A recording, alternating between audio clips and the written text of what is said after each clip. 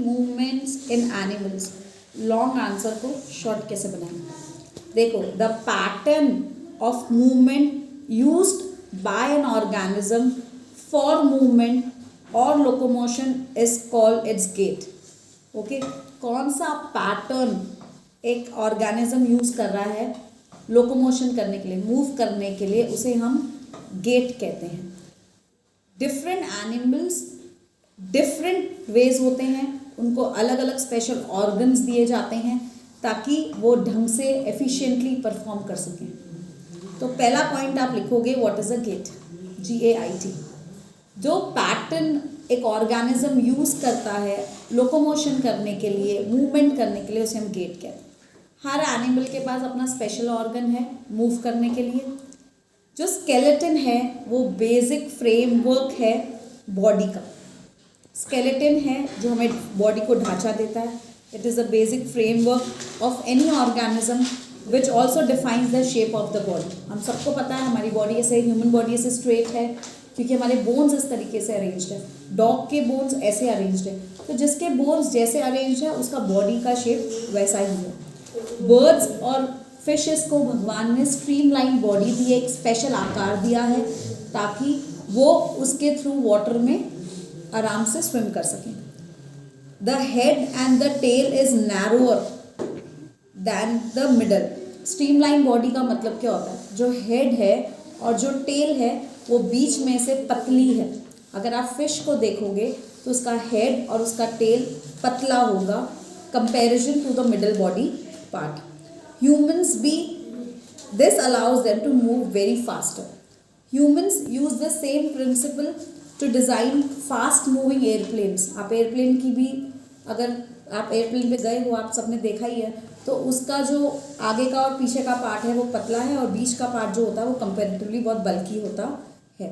तो एयरप्लेन्स और बोट्स इसी प्रिंसिपल पे बनाए जाते हैं ताकि वो फास्ट ग्लाइड कर सकें और कोई दिक्कत ना आए. बॉडी मूवमेंट्स कुछ एनिमल्स की आज हम यहाँ पर डिस्कस करेंगे. अगर हम फिश की बात करें तो उसकी ऐसी बॉडी भगवान ने बनाई है, ऐसी स्ट्रीमलाइन बॉडी भगवान ने बनाई है जिसके वजह से उसको इतनी मेहनत नहीं करनी पड़ती स्विमिंग करने की. Efforts required to swim are much lesser. फिर स्ट्रॉन्ग मसल्स, उसकी मसल्स इतनी स्ट्रॉन्ग होती है that it covers the skeleton of the fish. It covers the skeleton of the fish and helps it to make a series of zigzag movements to push forward in the water. तो strong muscles cover the skeleton. skeleton क्या होता है? हड्डियों का ढांचा. इतनी strong muscles उसको दी हैं, उसके skeleton पे cover कर रखी हैं ताकि वो बार बार zigzag movements कर सके, ज़्यादा efforts भी नहीं लगे, ताकि वो पानी में आगे बढ़ती रहे, to push forward herself in the water. Muscles make the front of the body of fish to curve to one side. Muscles make the front part of the body of fish to curve to one side. Muscles जो हैं, जो front part of the body को एक तरफ curve करते हैं. क्या करते हैं? देखिए, जब हम स्विम करते हैं तो फिश तो यूँ स्विम करती है, राइट? तो मसल्स उसको एक तरफ कर्व करते हैं और टेल उसको अदर तरफ कर्व कर देती है. Muscles curve it to one side and tail curves it to the other side. Now quickly the body and the tail curve again to the other side. ये दोनों साथ में काम करते रहते हैं. The muscles at the front curve one side, the tail curves other. Muscles tail, muscles tail, muscles tail. So it helps her to make zigzag movements. This pushes it forward. It pushes it forward. Fish, the fins help fish to maintain their balance. Fins क्यों दिए भगवान ने? ताकि वो अपना balance को loose ना कर सके. Let us talk about this bird. The skeleton of the bird. We are not flying, right? The skeleton of the bird. Listen here if you don't know. The skeleton of the bird is designed to allow flight. The bird has to fly. It doesn't have to swim in water, right? So it has a particular body type so that it can fly. The flight is easy. Some special features for it is forelimbs are modified into wings four limbs क्या होते हैं? आगे वाले limbs या पीछे वाले limbs? आगे what are fore limbs? Anybody? Fore limbs, come on. Hmm the front If you don't know, please check it. This is what was given 2 years back. I'm not going to explain. Go to Google and search what is four limbs. So four limbs are modified into wings. The four limbs are modified into आगे वाले into wings to enable flight. Streamlined body reduces the efforts during the flight. Again, it has a streamlined body. Same, बाहर से पतली, बीच में मोटी. Hollow and light bones. Bones बहुत हल्के हैं ताकि ज़्यादा वेट ना पड़े और आराम से उड़ जाए. Modified breast bones. breast के जो bones होते हैं उसे भी चेंज कर दिया गया है. Beat their wings during flight without tiring. इतने strong उनके breast bones बनाए गए हैं, इतने strong उनके breast bones बनाए गए so that they can beat their wings during the flight without getting tired. Birds also have special bones and muscles in their hind limbs. Hind is पीछे वाले. For hopping and perching, ताकि वो कूद सके.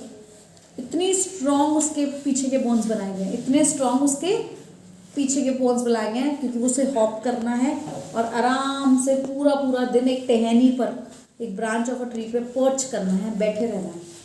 तो उसके लिए बहुत पीछे वाले, पूरी बॉडी का वेट पीछे वाले पैरों पर आता है, तो उसके लिए स्पेशल बोन्स दिए गए. Same is the earthworm. The earthworm has no bones at all.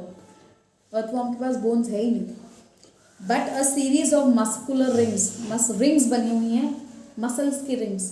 किसकी रिंग्स? मसल्स की. All along its body, body बॉडी में रिंग्स हैं. Which it uses for locomotion. वो इसी चीज़ को यूज़ करता है. Its body also secretes a slimy substance to help it move. Slimy का मतलब चिपचिपा. Slimy का मतलब चिपचिपा. वो मूव करे इसलिए उसकी बॉडी में चिपचिपा सा एक स्लाइमी सब्सटेंस सिक्रीट होता रहता है, निकलता रहता है. क्या होता रहता है? सिक्रीट मतलब निकलना, ताकि वो मूव कर सके. Under the body of earthworm, the body of earthworm के अंदर की बात करें, a large number of hair जैसे structures पाए जाते हैं called bristles. क्यों? bristles are connected with muscles. ये hair like structures जो होते हैं ये muscle से connect होते हैं. किससे connect होते हैं? muscle से. With the help of these bristles, earthworm gets a tight grip on the soil. इसलिए earthworm मिट्टी को इतनी टाइट पकड़ सकता है. ऐसे टाइट नहीं पकड़ सकता. उसके मसल्स के अंदर हेयर लाइक स्ट्रक्चर्स हैं जिसे हम ब्रिसल्स कहते हैं, जिसके वजह से वो उसको इतना टाइट पकड़ सकता है. The earthworm swallow soil. वो मिट्टी को स्वॉलो कर जाता है. And excretes undigested material. जो चीज़ डाइजेस्ट नहीं हुई उसको वो निकाल देता है. पूरी की पूरी मिट्टी को स्वॉलो कर लेता है और अनडाइजेस्टेड मटीरियल को मूव कर देता है, which in turn increases the fertility of the soil. उसका undigested material भी जो बॉडी से निकालता है वो भी सॉइल की फर्टिलिटी को इंक्रीज करता है. स्नेक की अगर हम बात करें तो स्नेक के पास लॉन्ग और बैकबोन इसकी बहुत फ्लेक्सिबल होती है. जैसे बैकबोन उसकी बहुत बैकबोन होती है, पीछे की बैकबोन होती है कमाल की फ्लेक्सिबल होती है. फ्लेक्सिबल मतलब जहाँ मर्जी घुमा लो. फ्लेक्सिबल का मतलब क्या होता है? जहाँ मर्जी घुमा लो. तो स्नेक की लॉन्ग बैकबोन होती है, फ्लेक्सिबल बैकबोन होती है. फ्लेक्सिबल का मतलब क्या होता है? जैसे मर्जी मूव करो. फ्लेक्सिबल का मतलब क्या होता है? जैसे मर्जी मूव करो. And many thin muscles. उसकी मसल्स बहुत पतली होती हैं, थिन मसल्स होती हैं, which allow its to curve its body in many ways. जिसकी वजह से स्नेक देखो आराम से कर्व कर सकता है. क्या कर सकता है? और एनिमल्स कर्व नहीं कर सकते. क्यों? क्योंकि उनकी बैकबोन फ्लेक्सिबल नहीं है, लॉन्ग नहीं है और उसके मसल्स थिन नहीं हैं. स्पेशली भगवान ने स्नेक के मसल्स को थिन बनाया है. क्या बनाया है? थिन बनाया है. The fine muscles also help to interconnect backbone. ये जो मसल्स हैं ये बैकबोन को कनेक्ट करके रखते हैं. इंटरकनेक्ट मतलब जोड़ के रखते हैं.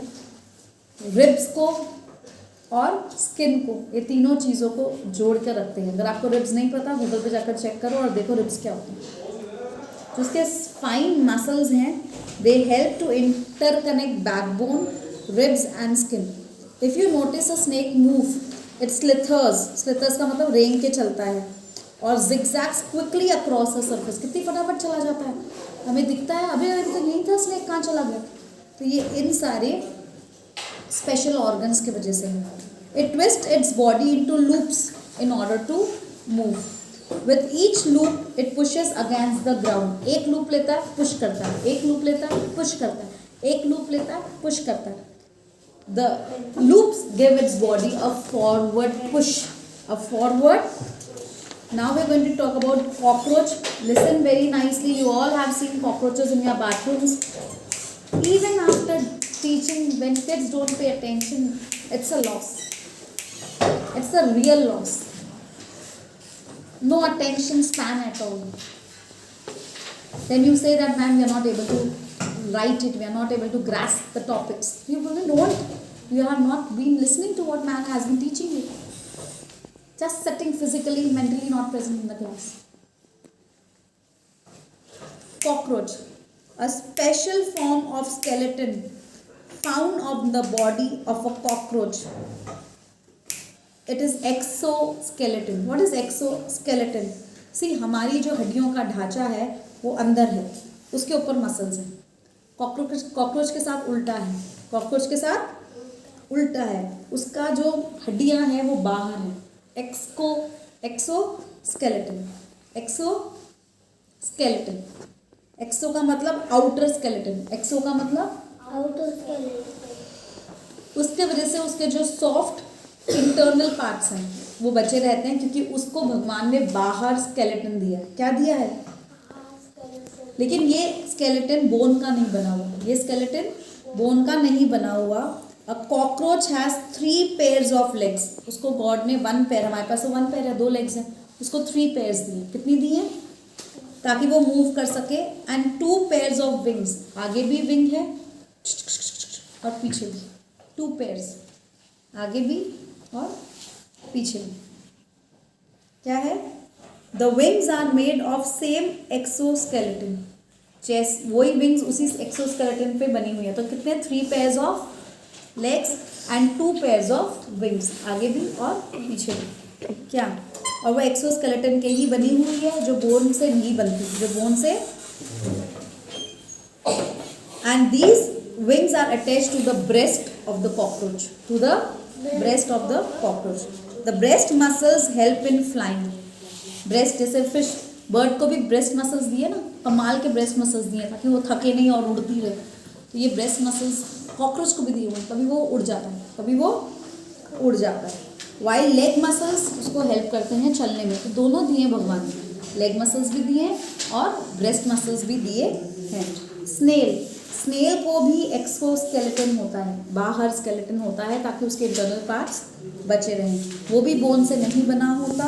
The shell is a single unit and does not help in locomotion.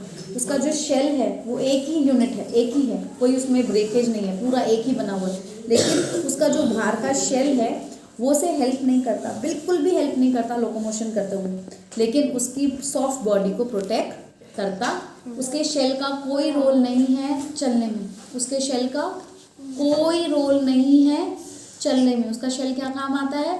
बस उसके सॉफ्ट बॉडी पार्ट्स को रखने के लिए, सेफ करने के लिए। The snail hides inside the shell. जब भी उसको डर लगता है तो वो शेल के अंदर हाइड कर लेता है, जब भी उसे लगता है कि आसपास डेंजर है, when it sense any danger. For locomotion the snail has a thick muscular foot below its head.